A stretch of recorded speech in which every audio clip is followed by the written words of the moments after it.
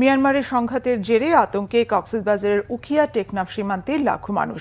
শঙ্কার মধ্যে চলছে তাদের জীবন জীবিকা, থেমে নেই রোহিঙ্গা অনুপ্রবেশ, আর এই কাজে সহযোগিতা করছে দালালরা। মরশুদুর রহমান খোকনের তথ্য ও ছবিতে ডেস্ক রিপোর্ট। মিয়ানমারে সংঘর্ষের জেরে অজানা আতঙ্কে টেকনাফ উখিয়া সীমান্তের মানুষ।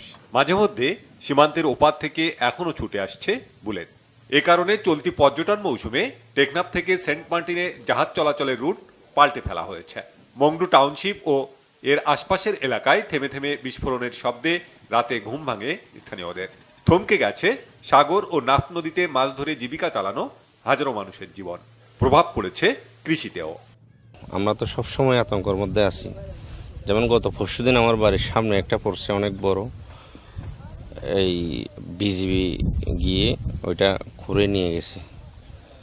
এলাকার সমস্ত মানুষ খুব ভয়ের মধ্যে আছে, খুব আতঙ্কের মধ্যে আছে। একটা মানুষ বিমান থেকে হাঁটতে পারে না, আর একটা মানুষ বাইরে চলাফেরা করতে পারে না। তখন আমরা আতঙ্ক হয়ে বইয়ে আমরা পালাই থাকি। জাল তাল মারতে পারতেছি না, ওইখানে অনেক গোলাগুলি হচ্ছে। ওইখানে আর আর্মি আছে, ওইখানে মানে কি নৌকা নিয়ে টহল করে গোলাগুলি করে। আমাদের এই সাবদ্বীপের নৌকা দেখলে, বাংলাদেশের নৌকা দেখলে গোলাগুলি করে। বেশি ভয় লাগে, আর গরম মাঝে মারা ভাল লাগে, দুয়ার ভাল লাগে। তাহলে বিলত যায়, এরা বুম পরে, এটা সাইডত পরে, মাইসর ঘরত পরে, আর বেশি ডরাই। জলসীমায় নিরাপত্তা নিশ্চিতে কাজ করছে কোস্টগার্ড। এবং ওই এলাকায় আমাদের কোস্টগার্ড প্রতিনিয়ত পেট্রোলে নিয়োজিত আছে এবং যে কোনো ধরনের নিরাপত্তা নিশ্চিতের জন্য আমরা সদা সর্বদা প্রস্তুত আছি। কোনোভাবেই আমাদের এই এলাকাগুলা আসলে আমাদের প্রতিবেশী দেশ মায়ানমার দ্বারা বিপদগ্রস্ত নয়। এদিকে বিদ্যমান পরিস্থিতিতে গেল 5 মাসে প্রায় 1 লাখ রোহিঙ্গার অনুপ্রবেশ হয়েছে বাংলাদেশে। ঠেকানো যাচ্ছে না দালালদের তৎপরতা। রোহিঙ্গা কিন্তু বাংলাদেশে প্রবেশ করতেছে।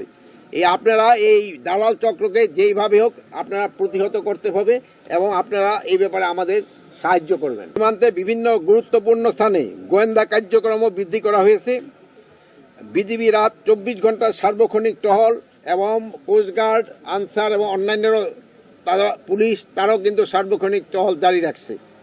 বিদ্রোহী গোষ্ঠী আরাকান আর্মির সাথে বিজেপির সংঘর্ষ এবং রোহিঙ্গাদের কারণে বহুমুখী সমস্যায় উখিয়া ও টেকনাফের মানুষ। এর মধ্যে রোহিঙ্গা অনুপ্রবেশ ঠেকাতে কার্যকরী কোনো টেকসই পদক্ষেপ না থাকায় হতাশ স্থানীয়রা। Banglavision news desk.